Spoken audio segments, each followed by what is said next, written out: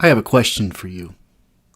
What if the God of this age who brought you this Dream about it, talk about it, or live without it, make it out. also brought you this? Transform this into this. What if he made him look like this?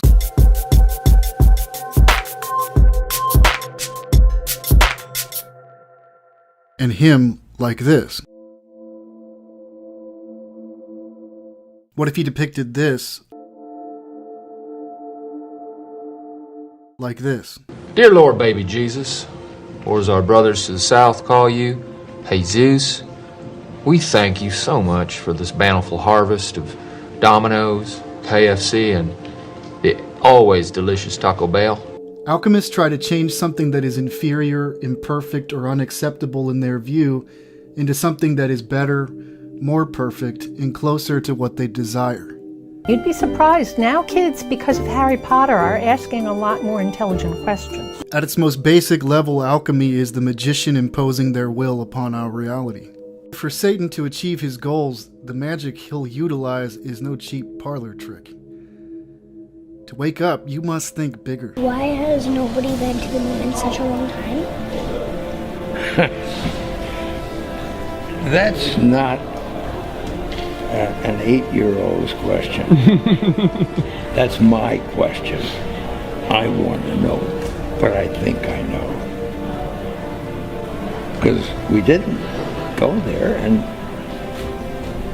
that's the way it happened. And if it didn't happen, it's nice to know why it didn't happen. Because we didn't go there. You've heard the saying, the greatest trick the devil ever pulled was convincing the world that he didn't exist.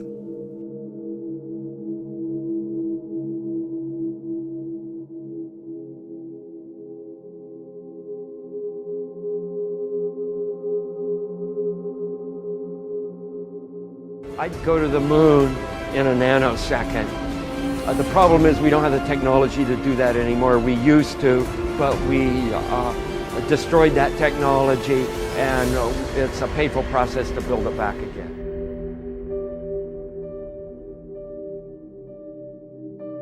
It was all recorded on these telemetry tapes. So where is this hard evidence? I haven't seen anything that indicates the telemetry data is even in existence, and as I said, even if we had it, we don't have the machines to play it back. But your own research has shown the telemetry data is missing. That's right. Could this be true, mankind's first interplanetary exploration, and the original science data is missing? This is Houston, radio check, over. If it's anywhere, it should be here at NASA's Goddard Space Center in Maryland, home to the National Space Science Data Archives. This film you're making now, what is it? Does it have a name? I mean, do you have a name for it yet, or I'm calling it Did We Go? Did We Go? Okay. I mean, it's actually a fair question. Okay. Doesn't have it either. The Smithsonian doesn't have it. Johnson doesn't have it. Right. We've been unable to track it down. I mean, we don't know. Say, that reminds me. Have I ever seen clear footage of a plane hitting the Pentagon? You know, the most secure facility in the world with cameras and securities out the wazoo. Ah, right. None available. Where this telemetry data ended up, and we don't know what path it may have taken. So, unfortunately, I'm afraid I can't really give you much of a clue as to where this data ended up and whether it still exists. What if they didn't just fake the moon landings and destroy the footage and data? What if they were faking space before and after the Apollo missions?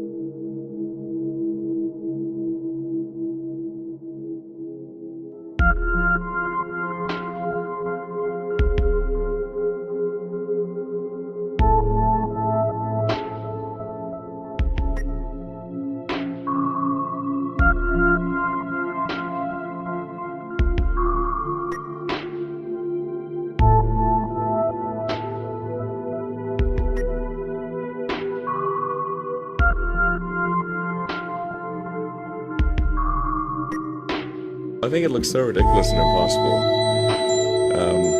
And you can tell it's real because it looks so fake, honestly. Like, we'd have way better CGI if it was fake. First task, of course, was to deploy Telesat. It was a nighttime deploy, and so this is a TV picture, nighttime TV picture.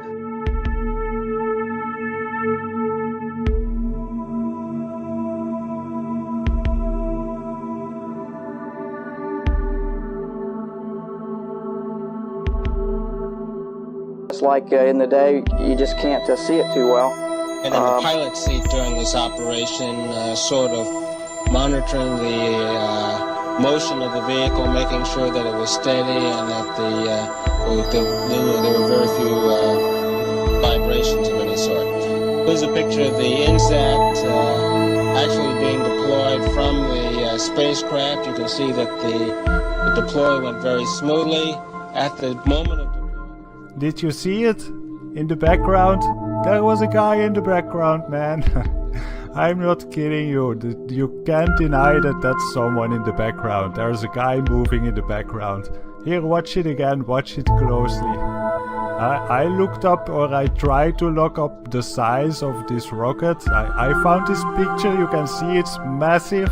So if that rocket is in space and if there's a guy in the background in that footage, that means that there are like giants, but like insane big giants floating around in space looking at NASA.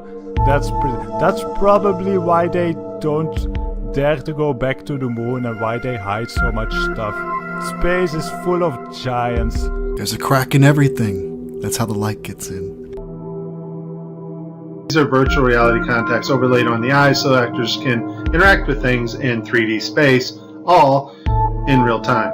This picture here is actually Tim's fault. His hand breaches the 3D mic floating in front of him. We all know NASA uses wires, and sometimes they'll catch them like this here. The guy pulled on his wire. However, some days when you're filming live, things just don't work out, and it becomes so blatantly obvious, it's ridiculous. So, in this clip, they're talking, live feed, and wouldn't you know, we have a astronaut go by us in the background, obviously trying to give it a more realistic, spacey, station busy effect. The only problem is the camera that was supposed to mask this harness out, or the video feed, is not working. And so we see the guy come flying along in a harness on his wires. Pretty amazing. But that's not all that goes wrong here. They're wearing augmented contact lenses so that they can interact with these 3D objects. Now in this scene, the guy on the left in the green shirt, he thinks he sees an object in 3D space that's being broadcast to him, so he grabs it and he puts it off to the side. We have vowed that we shall not see it governed by a hostile flag of conquest, but by a banner of freedom and peace. Your world is a lie. We don't have time for a meeting of the Flat Earth Society. The legislature recognized that there is a debate about whether the Earth is round or flat. No. And let's encourage critical thinking by saying there should be a legitimate debate between whether the Earth is round or flat. Because after all, any idiot can walk outside and see that it's flat.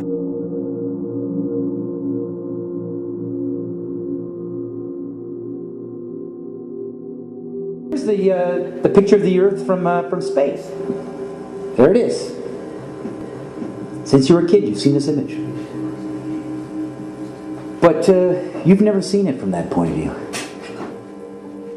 You know what? We adopted this whole model like 400 or 500 years before the airplane.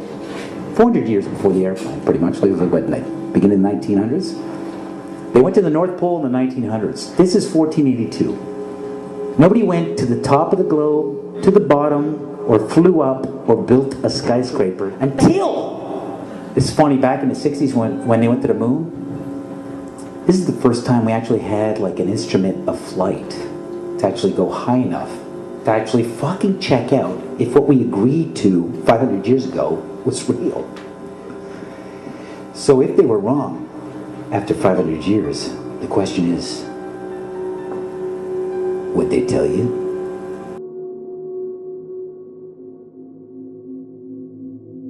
Revelation 9:11. And they had a king over them, which is the angel of the bottomless pit, whose name in the Hebrew tongue is Abaddon, but in the Greek tongue hath his name Apollyon.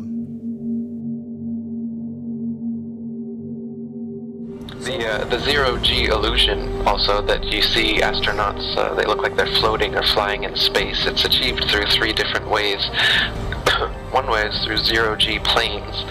They're just Boeing 737s specially outfitted to do these parabolic maneuvers where they do a parabolic and then you have a zero-G like free fall state where it seems like you're floating for about a minute at a time. You can keep this going.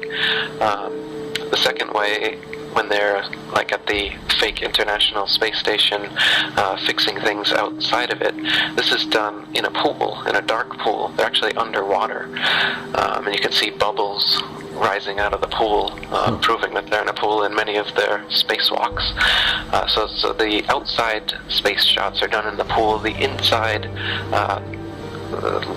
most of the inside shots are done in zero-G planes, and then some of the longer inside shots are done with a green screen and harnesses.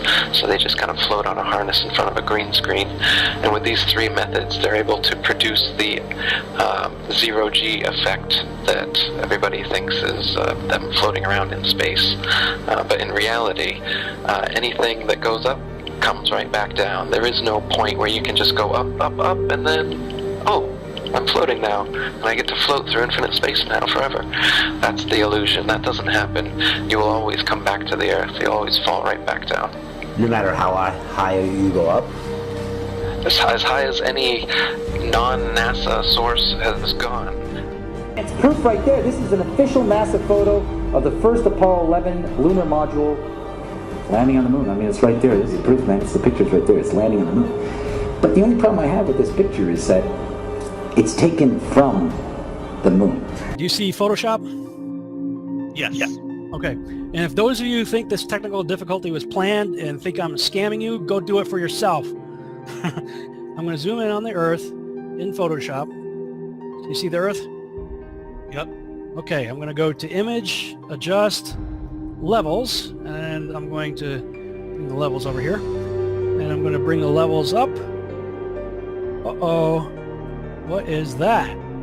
Oh, wow. Yeah, wow. Why is there a square box around the Earth allegedly taken from the scientists on the moon in Apollo 17? Before this spinning ball Earth came around, the first person to think of the spinning ball Earth was also the first Freemason, Pythagoras of Samos. Most Freemasons trace their ancestry of a few back to Pythagoras as being the first Freemason. And that was 2,500 years ago. But his idea didn't catch on at all until about 500 years ago when Copernicus, another Freemason and Jesuit, wrote his book promoting this spinning ball Earth and concept. And then Kepler and Newton and Galileo, they took it from there, and now NASA and RASA and all the other space agencies, they're experts like Carl Sagan and Neil deGrasse Tyson. They're continuing this heliocentric spinning ball Earth gravity myth that's been going on for 500 years, and they keep adding on to it now. Now you've got a Big Bang and evolution and aliens, and come out and say they've found life on other planets soon. They've already given us fake pictures from Mars claiming that there's a pyramid and Sphinx on Mars, trying to cement this alien progenitor propaganda into us. Just what if the Bible were true? And like everyone else, you were born into bondage, born into a prison that you cannot smell or taste or touch.